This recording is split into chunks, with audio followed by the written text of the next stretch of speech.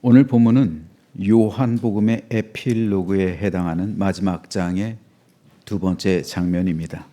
여기서 요한은 예수님과 베드로의 대화를 기록하는데 그 중에서도 주님을 부인하고 시리에 젖어 있던 베드로를 용서하시며 다시 한번 주님의 제자로 부르시는 장면을 강조하고 있습니다. 사람은 누구나 실수할 수 있고 때로 죄를 지을 수도 있고 심지어는 베드로처럼 자신의 안위를 위해 주님을 부인할 수 있는 존재입니다.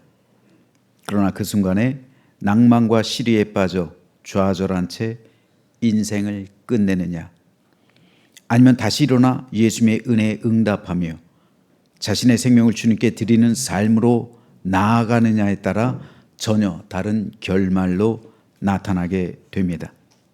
이 차이가 바로 가룟 유다와 베드로의 차이였습니다. 두 사람 모두 주님을 배신했지만 가룟 유다는 자결했고 베드로는 순교자가 됐습니다. 사도 요한은 누구보다 이 결말의 차이를 잘 알고 있었기에 바로 그것을 보여주기 위해 오늘 장면을 기록합니다. 그러므로 이 말씀은 오늘의 우리에게도 여전히 중요합니다. 우리 역시 가룟 유다나 베드로처럼 예수님보다 세상을 더 사랑할 수도 있고 때로 죄를 지어 하나님의 마음을 아프게 하고 주님의 뜻과는 정반대의 삶을 살아갈 수 있는 연약한 인생들이기 때문입니다. 이 시간 여러 가지 삶의 고난과 역경 가운데 또 연약함으로 인해 실수로 인해 잘못으로 인해 하나님을 멀리 떠나셨던 성도가 있다면 이 자리에 나온 지금 우리 주님의 회복의 은총과 더불어 하늘의 위로와 충만한 은혜를 입고 다시 한번 새로운 힘을 얻게 되기를 주님의 이름으로 축복합니다. 오늘 본문에서 부활하신 예수님은 베드로에게 네가 나를 사랑하느냐 라며 세 차례 물으셨습니다. 우리말 성경에서는 똑같이 네가 나를 사랑하느냐라고 물으신 것으로 번역했지만 헬라 원어로 보면 예수님의 물으심은 두 가지 단어로 나뉘어 나타납니다. 주님의 첫 번째와 두 번째 물으심은 헬라어로 아가파스메입니다. 여기서 나를 사랑하느냐 아가파스메. 여기서 예수님께서 사용하시는 아가페라는 단어는 하나님의 사랑을 표현할 때 사용합니다. 즉 무조건적이고 희생적이며 헌신적인 사랑입니다. 세상에서는 이 아가페의 사랑으로 사람을 사랑할 수 있는 사람이 거의 없습니다. 가장 닮아있는 이 사랑의 모습은 부모가 자녀를 사랑하는 그 모습입니다. 그런데 예수님은 베드로에게 네가 나를 아가페의 사랑으로 사랑하느냐라고 물으십니다. 여기서 주님은 현재형 시제를 사용하십니다. 즉 네가 나를 배신했을 당시 나를 사랑했었냐? 라고 묻지 않으셨습니다. 또 앞으로 네가 나를 사랑할 것이냐? 라는 다짐을 묻지도 않으셨습니다. 주님은 지금 현재 네가 나를 사랑하고 있느냐? 이것을 물으셨습니다. 예수님은 잘못된 과거를 추궁하지 않으셨고 지금 이 자리에서의 사랑을 확인하십니다. 사람은 나약합니다. 죽음 앞에 두려워할 수밖에 없는 연약한 존재입니다. 예수님도 십자가의 죽음 앞에서 할 수만 있다면 이 잔을 내게서 옮겨달라고 기도하셨습니다. 완전한 사람이셨기 때문입니다. 그래서 예수님은 죽음이 두려워 주님을 부인한 베드로를 탓하지 않으셨습니다. 오히려 주님은 지금 사랑의 고백을 물으심으로 베드로를 다시 회복의 자리, 사랑의 자리로 초대하셨습니다. 이에 베드로는 내가 감히 아래에 엎기는 주님을 사랑하는 줄 주님께서 아십니다 라고 대답했습니다. 그런데 여기서 베드로가 사용하고 있는 이 사랑이란 단어는 헬라 단어로 필레오예요. 필레오의 사랑은 인간적인 사랑, 친구 간의 사랑, 우정의 사랑입니다. 예수님은 아가페의 사랑으로 내가 나를 이 사람들보다 더 사랑하느냐라고 물으셨지만 베드로는 나는 아가페의 사랑으로는 주님을 사랑할 수 없습니다. 나는 주님을 필레오의 사랑으로 사랑합니다. 라고 대답했습니다. 이에 예수님께서는 두 번째로 다시 한번 내가 나를 아가페의 사랑으로 사랑하느냐 라고 물으셨고 베드로는 또다시 내가 주님을 사랑하기는 하지만 아가페가 아니라 필레오의 사랑으로 사랑합니다. 라고 또다시 대답했습니다. 이에 예수님은 마지막 세 번째로 베드로에게 내가 나를 사랑하느냐라고 물으셨습니다. 그런데 여기서 예수님께서 사용하신 이 사랑이란 단어는 아가페가 아니라 베드로가 사용했던 필레오로 물으셨어요. 그 순간 베드로는 근심합니다. 다른 사람을 아가페 사랑으로 사랑하는 것 쉽지 않아요. 베드로뿐 아니라 다른 제자들 모두 하기 어려운 사랑이에요. 근데 필레오는 다르잖아요. 필레오는 한 인간으로서의 사랑입니다. 친구로서의 사랑이 필레오예요. 예수님은 사람이 친구를 위하여 자기 목숨을 버리면 이보다 더 큰 사랑이 없나니 라고 말씀하셨어요. 친구를 위하여 자기 목숨을 버리면 이보다 더 큰 사랑이 없다. 베드로는요, 네가 나를 필레오로 사랑한다고? 그러면 너는 나를 위해 목숨을 버렸냐? 아니잖아요. 예수님을 부인했잖아요. 배신했잖아요. 그러므로 예수님은 베드로에게 완전한 아가페의 사랑이 아니더라도 지금 내 안에 남아있는 그 작은 필레오의 사랑이 아직까지 있느냐 확인하시는 거예요. 베드로가 근심한 이유는 단지 3번 주님의 질문을 받았기 때문이 아니라 내가 진짜 예수님을 필레오의 사랑으로 사랑하고 있는지 자신 있게 대답할 수 없었기 때문입니다. 베드로 앞에는 숯불이 피어져 있어요. 아침 식사를 하고 있었기 때문에. 근데 이 숯불을 보면서 베드로는 예수님을 3번 부인했던 기억이 떠올랐을 겁니다. 요한은 의도적으로 동일한 숯불이라는 배경을 사용합니다. 이 숯불이라는 미장센을 통해서 이 숯불의 장면을 통해서 요한은 중요한 깨달음을 우리에게 전해줍니다. 베드로에게 숯불은 중요해요. 베드로에게 숯불은 2번 피어 올랐습니다. 한 번은 배신의 자리. 숯불을 쬐고 있었죠. 그때 묻잖아요. 너도 갈릴리 사람이다. 너도 그 도당이다. 아니야. 난 몰라. 숯불의 자리였습니다. 그리고 또 한 번 숯불은 지금 베드로의 앞에 숯불이 피어올랐죠. 예수님과 함께하는 숯불입니다. 회복의 자리입니다. 같은 숯불이었지만 처음의 숯불은 베드로의 실패를 상징했고요. 2번째 숯불은 베드로의 회복과 은혜를 상징했습니다. 첫 번째 숯불의 자리는 실패의 자리였습니다. 하지만 2번째 숯불의 자리는 회복의 자리였습니다. 그렇다면 왜 예수님은 베드로에게 네가 나를 사랑하느냐라는 물음을 3번에 걸쳐 하셨을까요?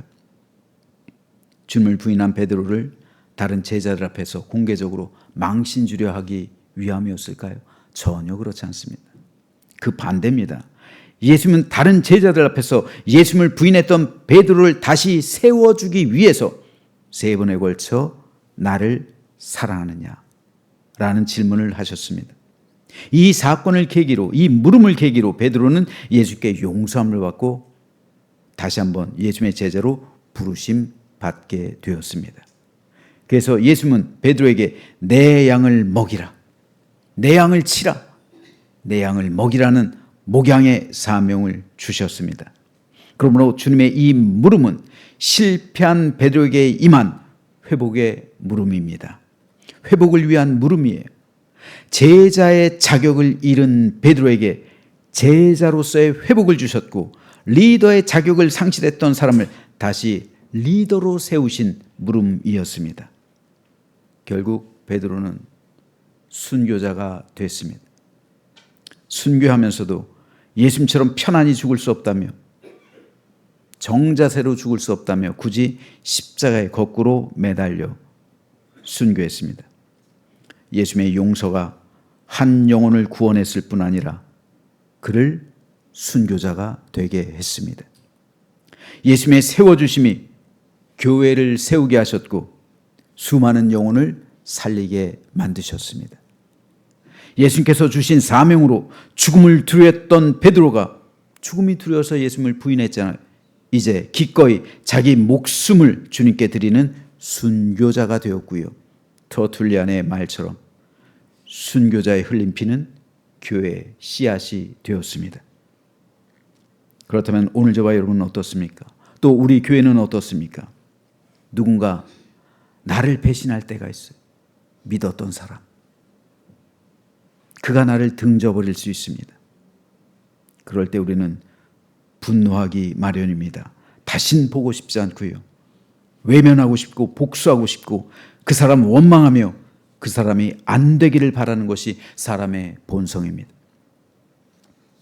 그러나 그리스도인이 된다는 것은 우리 주 예수 그리스도를 따라가고 주님을 닮아가는 것을 의미합니다.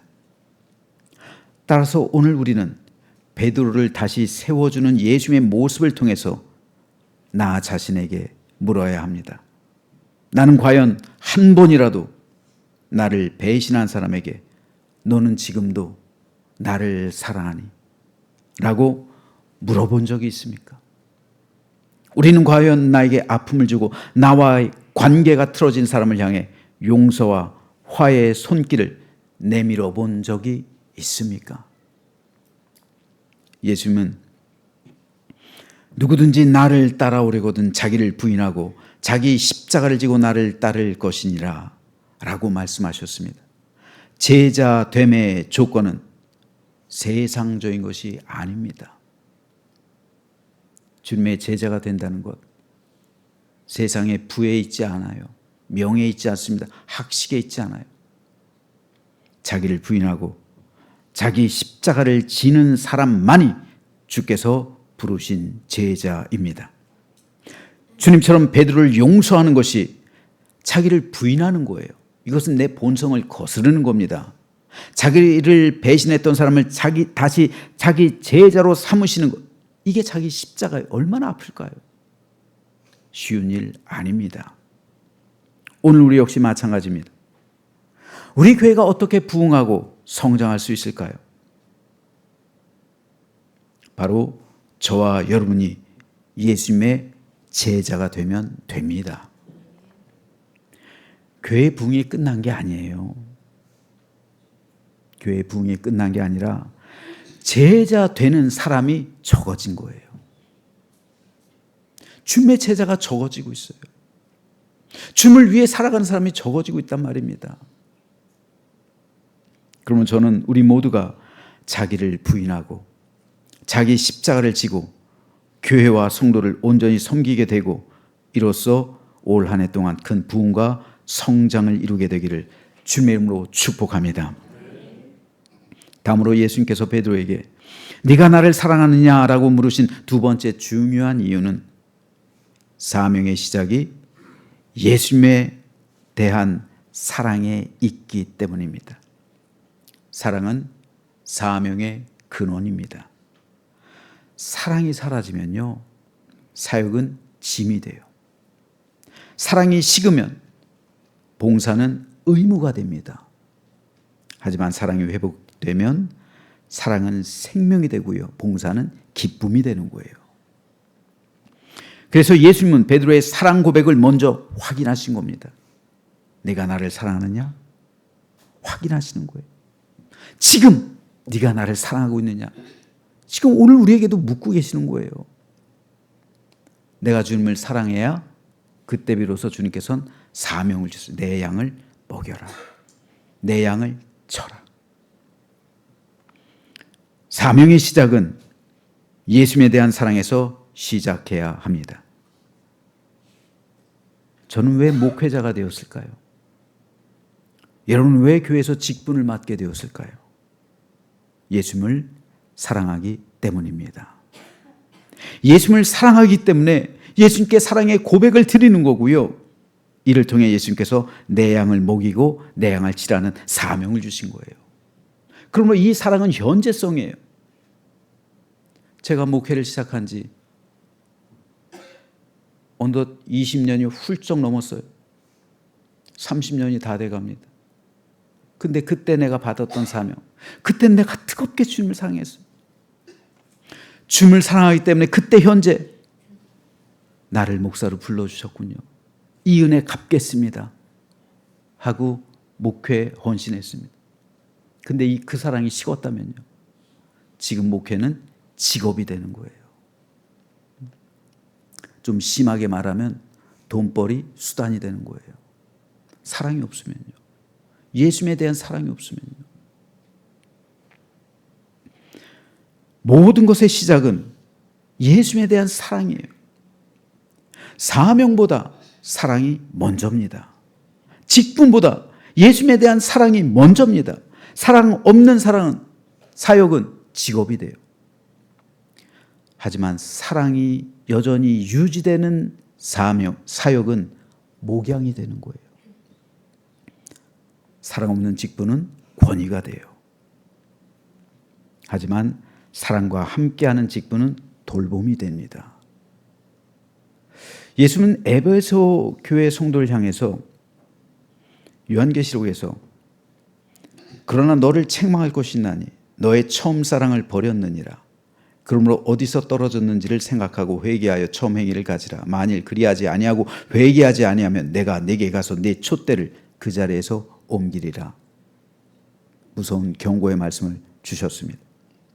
그런데 여러분, 에베소 교회는요, 이단에 대항해서 믿음을 지켜낸 정통교회였어요. 예수님 말씀처럼 에베소 교회는 믿음을 지키기 위해서 많은 박해를 참고 핍박을 견디고 게으르지 않게 최선을 다해 믿음 생활했던 교회입니다. 그럼에도 불구하고 예수님은 에베소 교회를 책망하세요. 왜요? 처음 사랑을 버렸기 때문입니다. 마음의 중심, 그 뜨거웠던 열망, 주님을 사랑하는 그 마음, 예수님을 사랑하는 그 마음을 잃어버렸다는 거예요. 버렸다는 거예요. 사라져 있다는 거예요.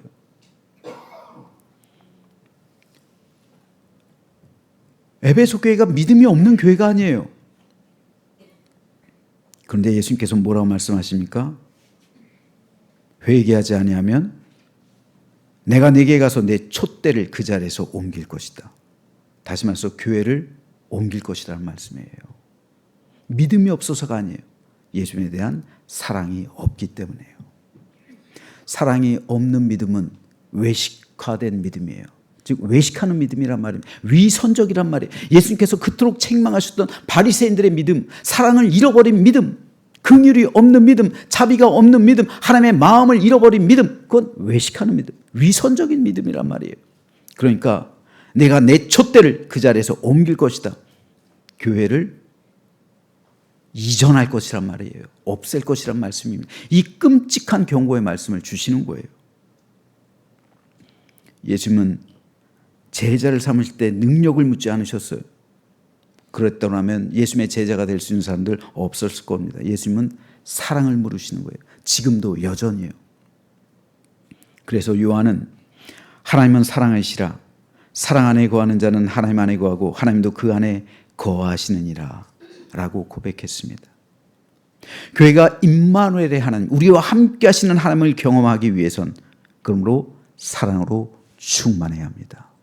처음 사랑을 잃지 말아야 되는 거예요. 예수님에 대한 그 뜨거운 사랑, 오늘 여전히 우리는 간직하고 있어야 되는 거예요.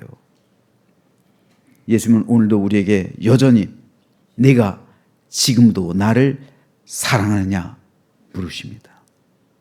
이 시제 현재형이라고 했어요. 오늘 우리는 예수님의 이 물으심에 답해야 합니다.